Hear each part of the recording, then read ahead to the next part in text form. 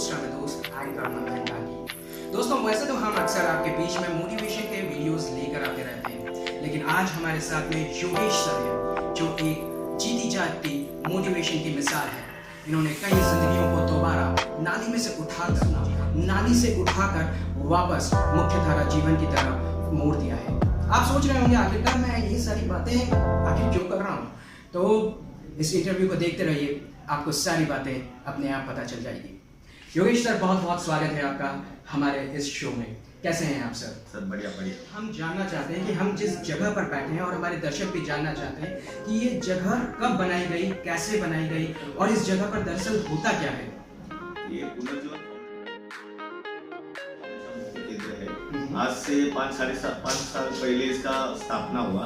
लगभग 2017 में इसका स्थापना हुआ। तब से लेके आज तक हम काम कर रहे हैं और काफ़ी अच्छा रिस्पॉन्स है। पेशेंट्स आ रहे हैं, रिकवरी में चल रहे हैं, सुधर के जा रहे हैं। सुधर के जाने के बाद भी वो रिटर्न फॉलोअप के लिए आते हैं, 2 दिन रहते हैं, फिर जाते हैं। ये चालू रहता है। क्या बात है सर, बहुत ही खूब। देखा दोस्तों, जैसा मैंने आपसे कहा था कि काफ़ी सारी जिंदगियों को वापस से मुख्यधारा जिंदगी की ओर योगेश सर ने मोड़ा है। तो सर, हम एक चीज़ जानना चाहते हैं कि ये कैसे इंस्पिरेशन मिली, ये कैसे आपके मन में एक दिन विचार आता है और आप इतना बड़ा फाउंडेशन बना देते हैं और इतने सारे लोग इस राह में आपके साथ जुड़ जाते हैं। हमने देखा कि काफ़ी लोग आपके साथ में जुड़े। ये आखिर सब कुछ कैसे हुआ सर? नहीं, एक्चुअली क्या है, हम लोग ने बहुत मतलब करीब से देखा है कि छोटे छोटे बच्चे जिनकी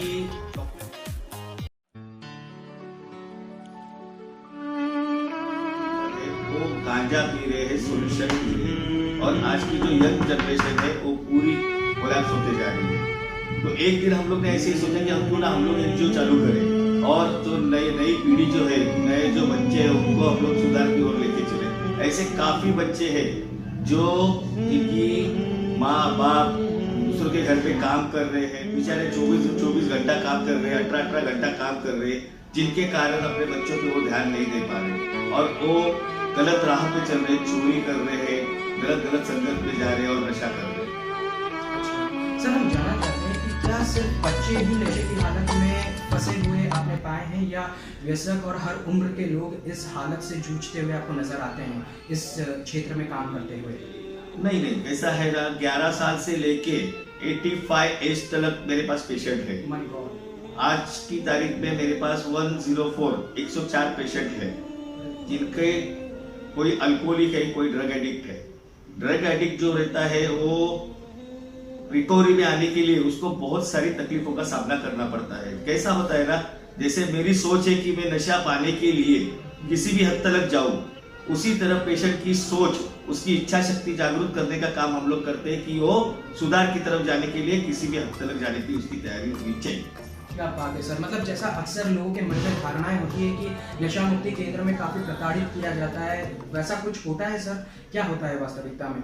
नहीं, वैसा कुछ भी नहीं होता है। देखिए, मैं आपको शुरुआत से बोलता हूँ।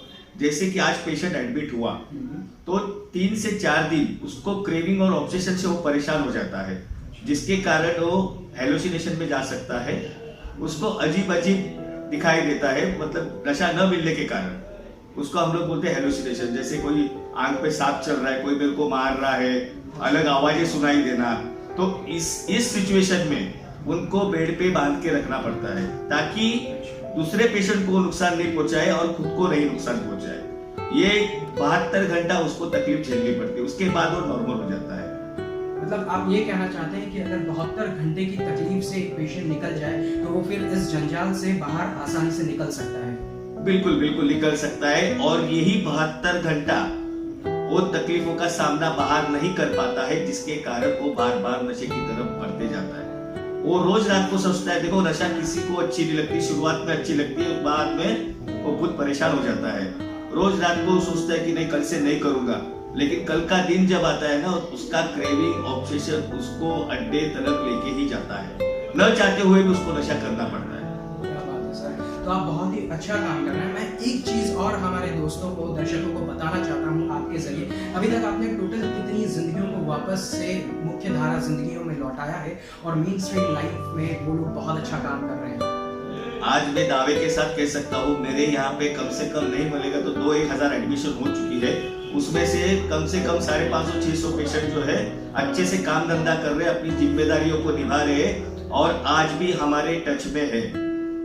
आज भी वो लोग इधर आते हैं फॉलोअप के लिए, रुकते हैं 2-4 दिन, अच्छे से रहते हैं, जाते हैं, ताकि उनको ये चीज का एहसास हो कि मैंने यहाँ पे ट्रीटमेंट लिया है, वो चीज नहीं भूलना चाहते कि जो यहाँ पे उन्होंने दिन निकाले हैं। क्या बात है सर, क्या बात है, बहुत ही खूब। आपसे बात करके बहुत ही अच्छा लगा। और दोस्तों, अगर आपके भी परिवारजन इस तरह की समस्या से जूझ रहे हैं तो आप सर को कांटेक्ट कर सकते हैं। सर का कांटेक्ट नंबर मैं डिस्क्रिप्शन में दे दूंगा, तो आप कभी भी अपनी प्रॉब्लम्स को सर के पास में आकर बैठ सकते हैं, काउंसलिंग दे सकते हैं और अपनी प्रॉब्लम्स को रिजॉल्व कर सकते हैं। एक आखिरी सवाल जो मेरे मन में आता है और हर एक व्यक्ति के मन में आता है जब भी वो कोई नशा मुक्ति केंद्र देखता है, अक्सर ये देखा गया है सर कि फैमिलीज काफी सफर करती है। जो आदमी सफर कर रहा है उससे कहीं गुना ज्यादा परिवार सफर करते हैं। ये क्या आप एक कुछ ऐसी घटना हमें बता सकते हैं जो आपने देखी हो, जिससे आपका हृदय भी काफी द्रवित हुआ हो? कोई ऐसी कोई घटना आप बता सकते हैं मुझे सर? नहीं सर, कैसा है ना, एक घटना नहीं है। आज की तारीख में मेरे पास जितने भी पेशेंट है, पेशेंट एक व्यक्ति नशा करता है लेकिन उसके साथ कई परिवार को सफर करना पड़ता है। जैसे कि मैं उदाहरण के तौर पे बोलना चाहूंगा, अगर कोई किसी घर में बेवड़ा है, नशेबाज है, दारू पी रहा है, ठीक है, उसकी बहन अगर रास्ते पे से जाती है तो बोला जाता है देखिए ये बेवड़े की बहन जा रही है। वो नशा नहीं करती फिर भी उसको एक नाम मिल जाता है और उसकी औरत जाती है, उसके तरफ गलत नजर से देखा जाता है। सिर्फ और सिर्फ एक व्यक्ति नशा करता है लेकिन उसका परिणाम पूरे परिवार को भुगतना पड़ता है। बहुत ही खूब। और वो सब कर्टिल करके सर जिंदगियों को दोबारा जीवित करते हैं। तो सर जो आप काम कर रहे हैं वो बहुत ही अद्भुत है, बहुत ही खूब है। हम चाहेंगे कि आप इसी तरह से समाज को और ज़्यादा ताकतवर बनाते रहिए और हमारे जो समाज के बच्चे हैं जो इस तरह से नशे की हालत में फंसते जा रहे हैं, दिन पे दिन उनकी ये समस्याएं खत्म हो जाए जल्द से जल्द और देश आगे बढ़े, देश ताकतवर बने। जब बढ़ेगा जब हमारे देश के बच्चे ताकतवर बनेंगे। Thank you so much sir, thanks a lot for your precious time, thank you so much. और दोस्तों, आप देखते रहिए ये चैनल और हमें लाइक कीजिए, सब्सक्राइब कीजिए। और सर का कॉन्टैक्ट नंबर मैं फिर एक बार रिपीट कर रहा हूँ, सर का कॉन्टैक्ट नंबर मैं डिस्क्रिप्शन बॉक्स में दे दूंगा। अगर आपको इस तरह की प्रॉब्लम्स आ रही है या आपके किसी फैमिली मेम्बर्स को आ रही है तो आप सर को कॉन्टैक्ट कर सकते हैं और अपनी प्रॉब्लम्स को रिजॉल्व कर सकते हैं। Thank you so much, thanks a lot.